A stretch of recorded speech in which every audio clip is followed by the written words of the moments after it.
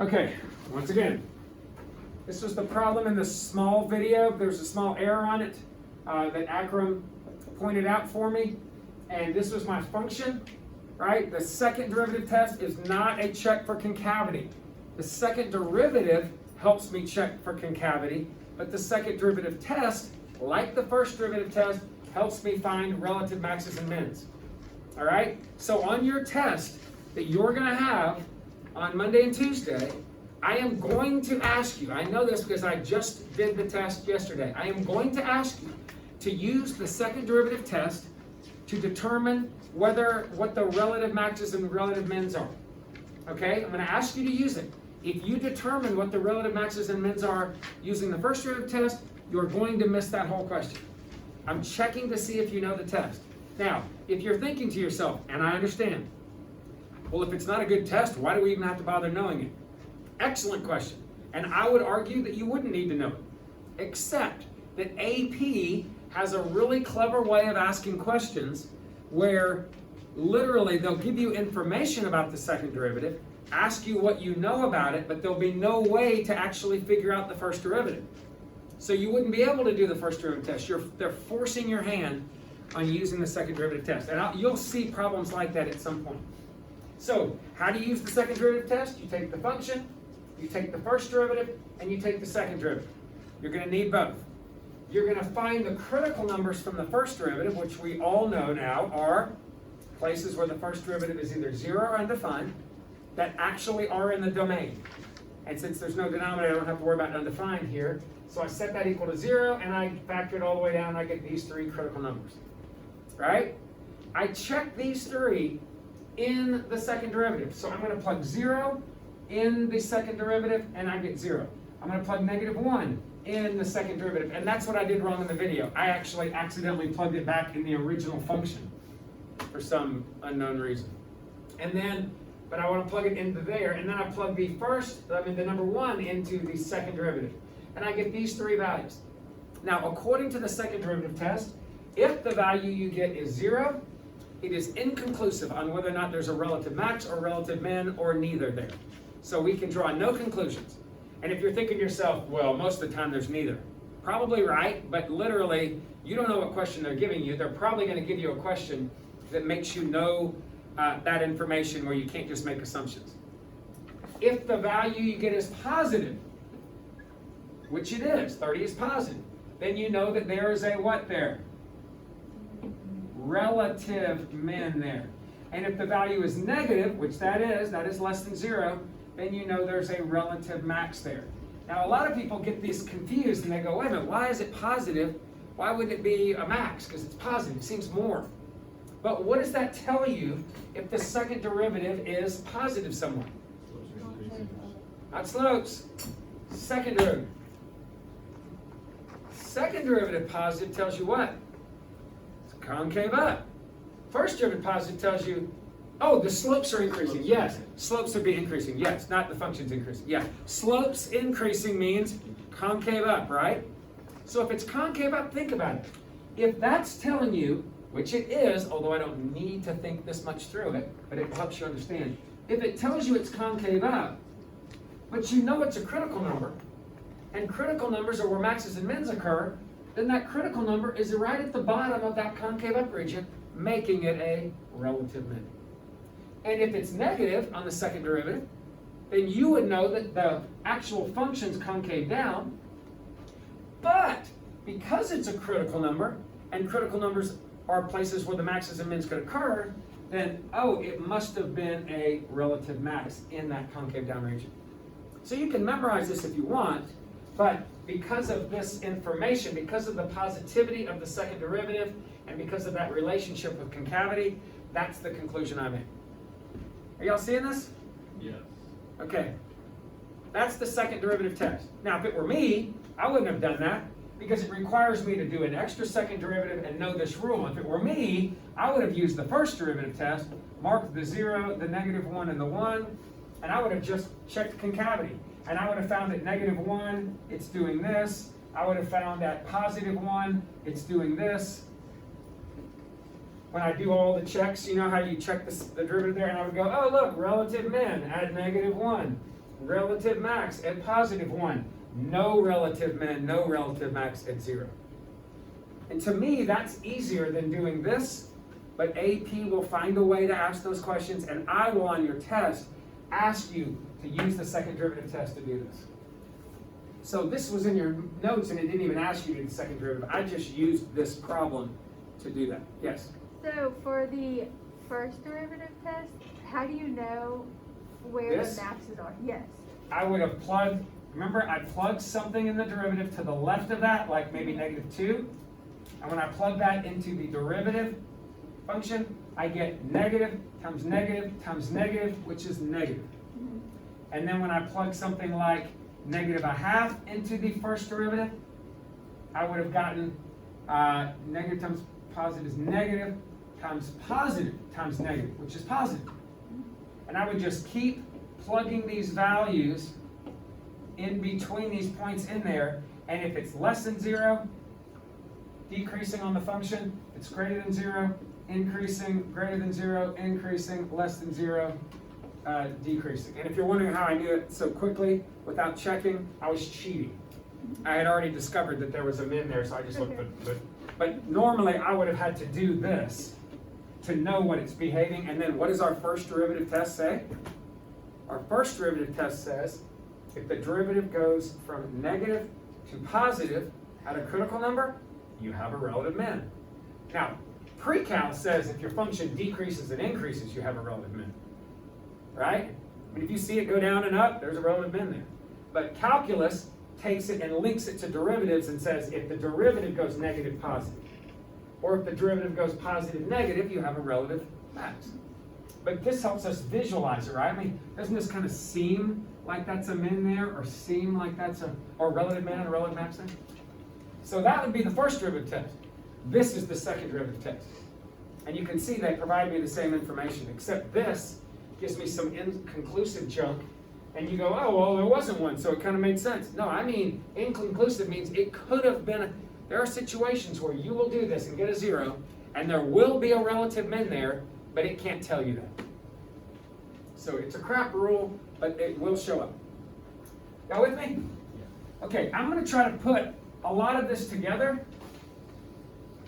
And before we go too much further, I need you all to recognize that today's the last day you're going to be with me for the next 2 tests.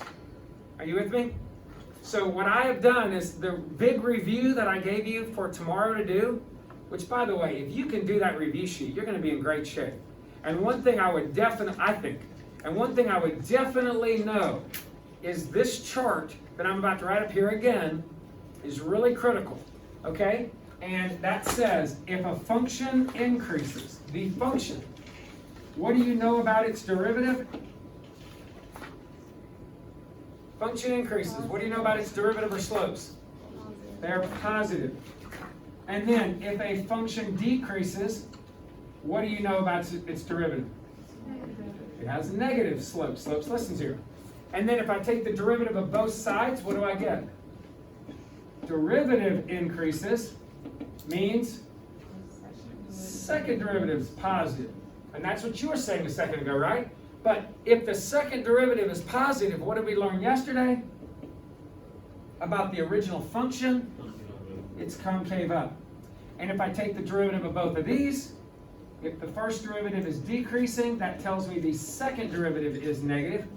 And we learned yesterday, if the second derivative is negative, the original function is concave down.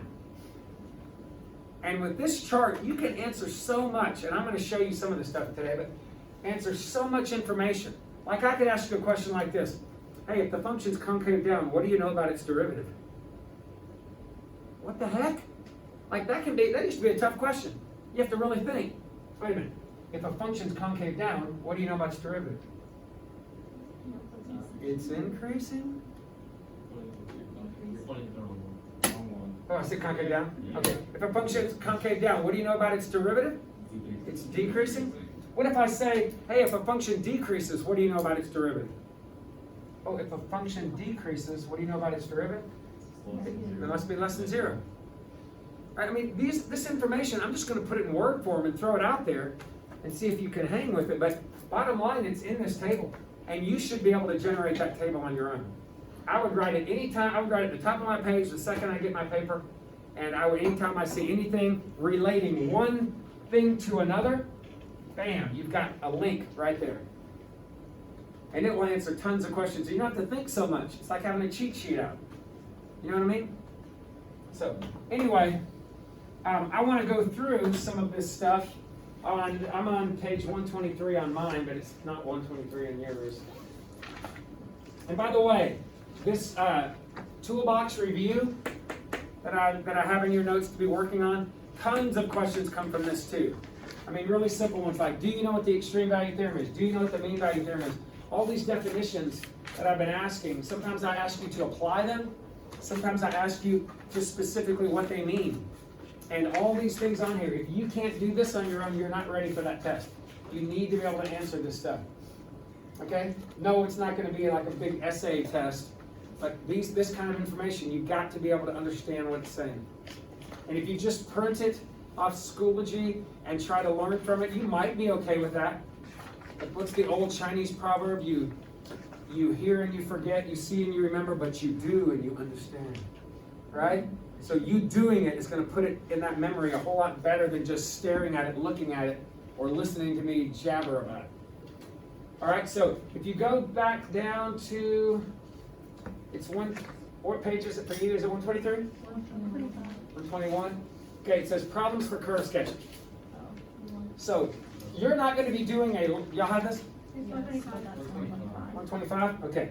So right here, you're not going to have a lot of sketching to do, but I want to kind of start introducing this, and we're going to do that on the next chapter, where you literally are going to draw this graph and use all the information you have to sketch it out. And sometimes I'll give you extra stuff like the x-intercepts since they weren't nice, okay? But I'm trying to find a combination between nice, that you can actually apply the first and second derivative from, and something you can actually work with right now without a calculator. All right, so check it out. Here's my function. I was kind enough to go ahead and do the first derivative and then the second derivative so that you can use this and not make careless errors that will snowball on you. So from the first derivative, from the original function, things that I tend to like to have are vertical asymptotes, poles, horizontal asymptotes. I don't have any of that on a polynomial, do I? But it is cubed. And what do I know about a cubed graph that's positive coefficient? Up to the right and eventually down to the left, right? So at least I have that. And then it's possible for that to hit the x-axis how many times? 3, and look at that, I gave you 3 x-intercepts. So I'm going to go ahead and mark those x-intercepts on my graph. And probably going to have to shrink this down a little bit to be able to see it all. All right, I'm going to shrink it down a little bit. Okay, so I'm going to go ahead and mark negative. It's pretty close to -1, negative 0.8. I'm going to mark 1.3-ish. And you would have had to have a calculator for that or whatever. Or you'd have to apply Newton's sums or something to get this, or Newton's laws of approximation to get this. And we haven't talked about any of that. So those are the x-intercepts. And then let's see what else this will help me with. I do know that it's probably doing something like this from that. But that's about all the information I can get out of this at this point. Okay? So if you were sketching this, you'd probably go, oh, maybe it looks like this. But that's all you'd be able to have. Now I think with calculus we can do a lot more. Because what does the first derivative give us if I set it equal to 0 or d and e? Critical numbers, right? Critical numbers, right? Oh, yes. And critical numbers are places on the x where what could occur? Relative max and mins, right? So that would give me an idea about maybe where this peaks or troughs. So let's do that. Can I set that equal to 0 and factor it? Sure can. So if I do that, I get what? 3x and x minus 2. So what are my critical numbers? 0 and 2. So I'm going to mark that 0 and that 2 on my number line analysis. And let's just see if we get a relative max or min there. So how do I check to see? I'm going to pick numbers on either side, like maybe the derivative at -1, maybe the derivative at +1, maybe the derivative at 3. And now granted, based on your knowledge of curves, you can probably tell what's going on here. But what do I find when I take the derivative at -1? Negative times a negative is a positive, so it's increasing on this interval. And f prime of 1 gives me positive times negative, decreasing, so there's a relative max. And then if I plug a number like 3 in there, I get positive, positive, increasing. So I immediately know now that there's a relative max at 0 and a relative min at 2. But wouldn't it be nice to know what the max and the min are? So if I plug a 0 in there, what is the function at 0? 3. So that tells me that at 0, it peaks right here at 3. So there's my relative max. And then I know that at 2, what is the value at 2? 8 minus 3 times 4, so minus 12 is negative 4, plus 3 is negative 1. So at 2, I'm down there at negative 1. And that's my relative min. Now that alone would be a pretty nice little graph, wouldn't it? But I haven't even talked about concavity. What if I could work concavity into the picture and see exactly where it switches from concave up to concave down? Then I might know more about how the graph is moving, right? So, where does concavity come from? The second derivative. There's the second derivative, and I could find the what? Possible inflection points by setting that equal to 0 D and E, and when I do that, I get nothing from that, and 1 from that. Yeah, be careful, because I didn't take an X out, right? So just 1. Now, I think that's possible, but let me see. Let me check. That's 1. I'm going to check the second derivative at 0 and the second derivative at 2 and check the concavity, see if it changes concavity. Now, we know it does because we know what this curve does, right? But assuming I didn't know, I'd go, well, what's the second derivative at 0? 6 times negative 1 is negative. So this is a concave down section. If I plug a 2 in the second derivative, I get 6 times 1 is positive. It's a concave up section. So yes, this right here is a change in concavity. So this is an inflection point. And to find the inflection point, what do? I check what f of 1 is. So f of 1 is 1 minus 3 plus 3, so 1. So the point 1, 1 is where this changes inflection. And you can call those IPs or POIs, depends on the book you pick up. So let's think about this. From negative infinity all the way up to 0, and I'm going to look at all 3 of these points right here. And notice I've lined them up with my graph. So what is the graph doing on your way to 0? It is both increasing and concave down. So on my way to 0, why can't I do this? Because that would be concave up there. You with me? Now it is increasing the whole way, but that would be concave up, concave down. So this thing has to increase, but continue its downward concavity. But we know that right here at the top, what's the slope? At 0, the slope was 0. So I know it's got to flatten out up top, right? And then now, what are the next numbers? Between 0 and 1, and notice I'm looking at the 0, the 1, and the 2. From 0 and 1, what's happening? It is now decreasing, but still concave down. So from here to 1, I'm going to be decreasing, but still concave down. Right? Then what's the next interval? I'm looking at all 3 points, right? 1 to 2. Now it's what? More decreasing, but concave up. So more decreasing, but concave up all the way to 2. So that goes through this and this. Decreasing, but concave up. And then what happens at the bottom here at 2? That was a critical number where the slope was 0. So you know it's flattened out at the bottom. And then at 2, what's going to happen for all eternity? Increasing, but concave up. So increasing, but concave up. Now you might go, well, how do I know how it works? You're right, I don't know. If you really wanted to be perfect, I could have drawn that like this, probably like that. There's a lot of different ways, but I'm not going to look at that information. I'm just checking what you know about this. Not too bad? Okay, let's check out something else. What about, I'm going to jump around since we have a slightly short period. Let's see if, I'm going to jump to 3. Now 3, when you first look at it, is a whole lot of overwhelming information at first glance. And then when you take a second glance, it's still overwhelming. And then when you look a little bit closer, then you're like, oh, I see what they're telling me. At least I hope that's going to play out. Okay, so what am I giving you here, right here at the top? What does that mean? The first derivative is positive. Oh, what's it? The function's increasing. So that tells me on these intervals, the function has a positive derivative, which means it is increasing. Well, I'm going to go across the top of this, and I'm just going to mark all that information down. So it'll help me, like the graph before. If I see all this kind of stuff, it helps me guide the sketch of it.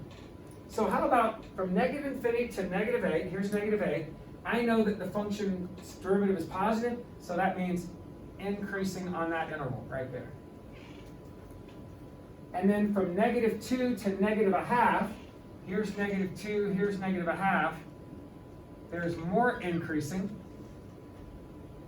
And then from 2 to 4, there's 2, there's 4, more increasing. And then 4 to infinity, more increasing. And everywhere else, the derivative is negative. So from negative 8 to negative 2, decreasing, negative a half to 2, decreasing. So right now, you already know that somewhere the graph is doing what? It goes up, back down, back up, back down, back up, and then up again. You already got that, but you don't have any idea about concavity yet, do you? And you also don't know whether that's a relative max or relative min or relative max or relative min, because you don't know necessarily that the slope was 0 there, undefined there, maybe there was a vertical asymptote there. I haven't looked at everything yet. But I got that part down, right? Okay, let's check out this. What does this mean? Second derivative is greater than 0. The slope is increasing, although I don't know how that's going to help me a ton, but the concavity would help me a lot, right? But you are right. So it is true that the first derivative would be increasing, but the original function is concave up. So it's concave up from 0.5 to 4. So I'm going to mark this 0.5 right here, and this 4 from there to there, concave up. And be really careful that you line this up really nicely. And then also from 7 to infinity, here is 7 right here, from 7 to infinity, concave up. And then the fourth line says the second derivative is less than 0, so that means it is concave, the original function is concave down. From negative infinity to negative 2, oh, that's a huge concave down, which kind of makes sense, doesn't it? Increasing, decreasing on that big concave. And then also from negative 2 to 1/2, that kind of makes sense also if you really think about it. Seeing that? And then also 4 to 7, which is from here to here. Which doesn't seem as logical, but it'll make sense when we get it all together. Now what does this say? There are points located here. Well, I'm just helping you out. So we're going to mark negative 8, negative 5, 3, 4. We're going to mark negative a half up to positive, is that a positive a half? No. Positive a half up 1.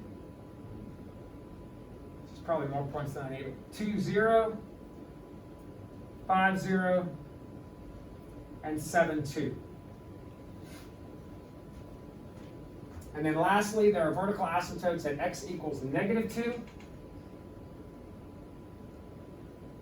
And I like drawing these vertical lines up through my information up here too. It's helpful to me to see that.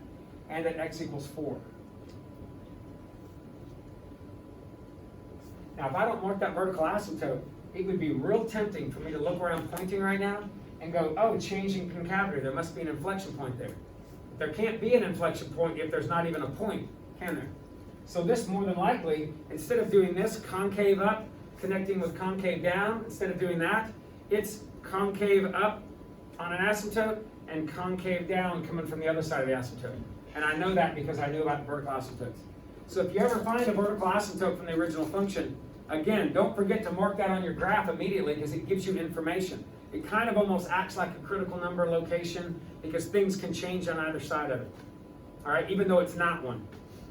All right, so let's see what we can do from here. I know the graph, and let's think about all these points that I've marked off. I've put a little tick mark there to show that there was a change in behavior. I put one there, change in behavior, and I put one there, there, and there. So I have all those tick marks to help me see the changes in behavior. So as I'm moving through here, what happens to that first tick mark? I am concave down and increasing. So concave down and increasing would have to be coming up like this through here, right? Now, let me ask you a question. What occurs right there? It would have to be a relative max because you're going from increasing to decreasing. And if it's concave down, it looks like, I bet the slope is 0 there, right? It couldn't be undefined there, or it would be doing this. You with me? So that tells me that this is a relative max, which means it's got to be flat on the top, and I'm going to go increasing, but concave down on that section. Now, what happens between -8 and the next tick mark, which would be the VA? Decreasing, but still concave down. So what do you think's happening? It's just curving down towards the asymptote. And remember, there's a relative max there, so don't go higher than that spot. Just curve down towards that asymptote. And listen, the graph probably doesn't have a funny little thing like that, so if you really want it to be sharp, it probably does more like this. It's probably nice and smooth through there. But I'm not going to quibble about that kind of stuff.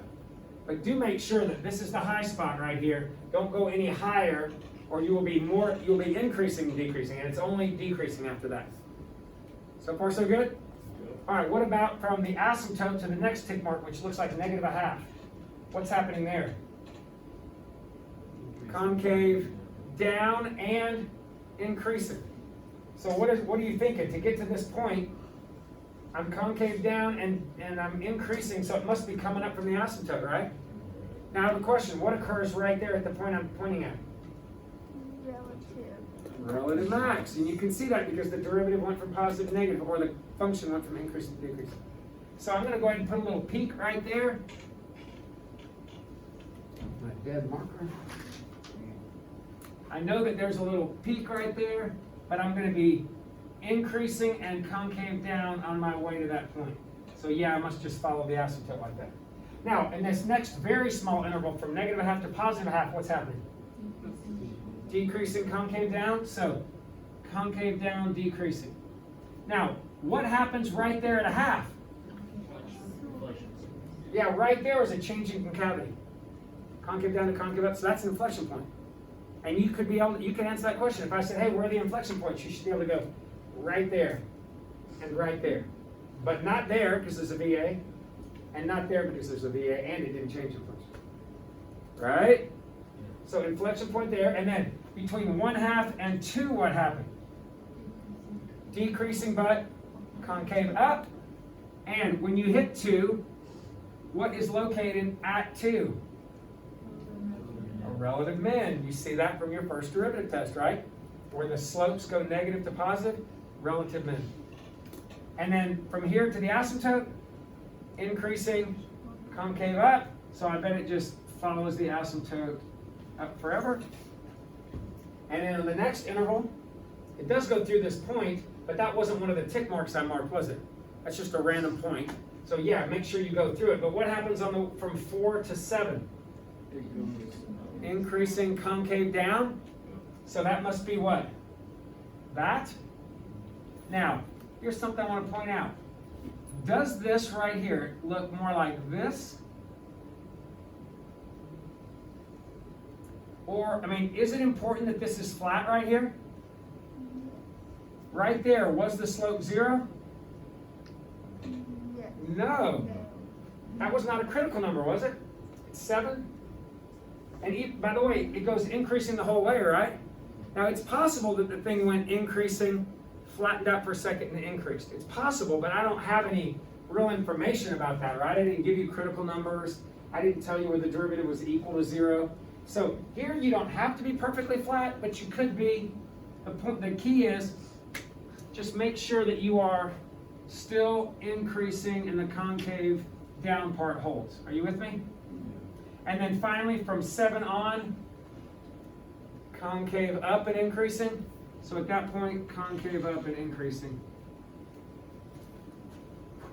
And let me ask you a question. Is this information stuff that you can't find from a function?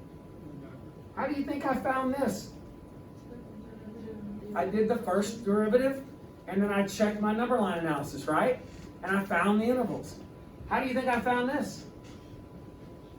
I took the second derivative, found the possible inflection points, and checked those where it's concave up and down. And then I just take that information, just like I did on the last problem. I take that information together, and I line it up with any other information I can put together, whether it's an x-intercept, or whether it's a vertical asymptote, or a hole. Anything else I can find, I put on there, and then just start sketching the curve. Which is a pretty impressive sketch right there, if I had given you a function like this. You know? I mean, who would have known? Same kind of thing there. Let's go back to this one. What do you know about an x to the 4th graph? This is number 5.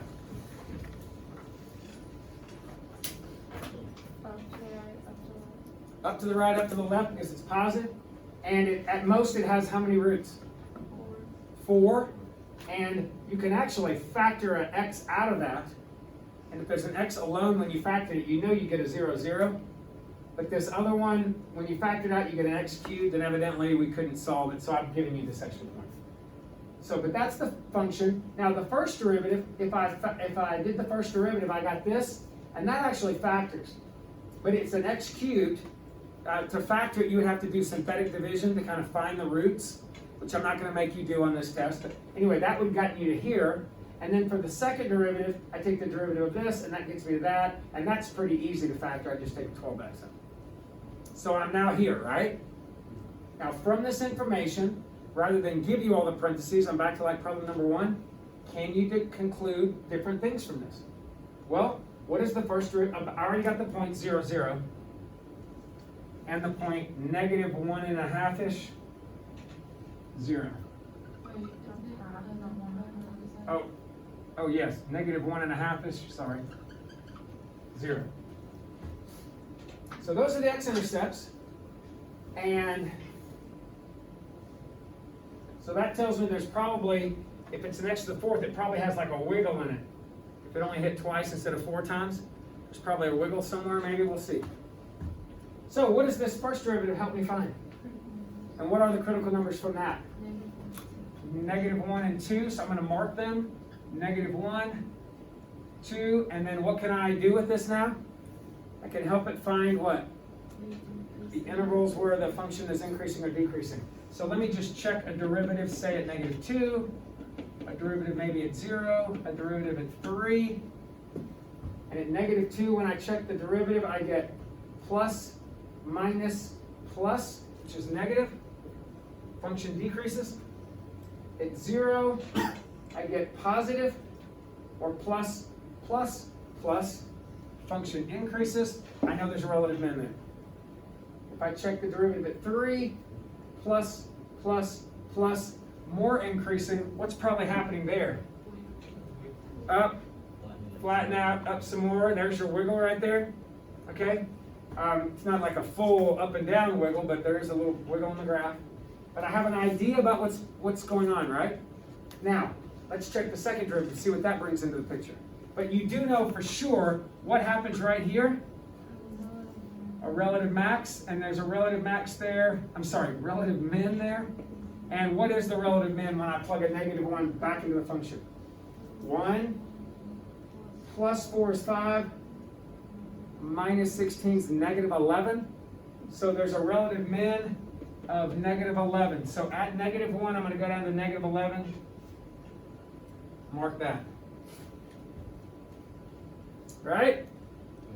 All right, and if you want to know where the layout is, why not? What is f of 2? 16 minus 4 times 8 plus 16 times 2. So 16 minus 32 plus 32 is 16. So even though this is not a max or a min, it does give me like a layout there where it goes horizontal for a second at 216. So 2 and 16 would be maybe right there. So good point to have nonetheless. And then for the second derivative, where do I find my what? Even before that, my possible, or potential, but most people call them possible, possible inflection points, right? So it's possible they are at what? 0 and 2. So I'm going to mark 0, I'm going to mark 2. But let's see what happens. So if I check the second derivative at -1, the second derivative at 1, and the second derivative at 3, let's see what happens. At -1, negative times a negative is a positive. Original function, concave up. Second derivative at 1, positive times a negative. It's negative. Original function, concave down. What does that tell me right here? You have a point of inflection or inflection point, and what is that point?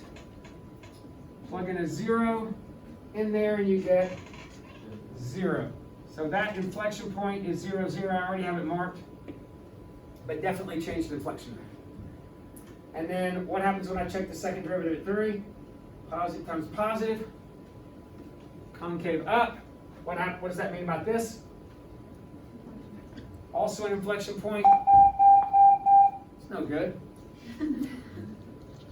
There it is. Are y'all with me? Yeah. And then you take this information and you start moving along. Actually, I already know it's at 2 and 16 because I just found that. That's where the layout, which makes sense, right? Concave down, concave up. And then you go in there and you sketch it. Hey guys, I put the key. I actually walked through the video for tomorrow. You can watch it or not. If you want to do the review sheet on your own is my advice. And then I'm walking through my solutions, detailing you what I did. It took me less time to look at the key and talk about it than it did to do it from scratch, and less errors. So I did that. If you want to watch that video after you do it, it'd be a good idea, I think. Y'all be going. I have a question. For the 2 inflection point,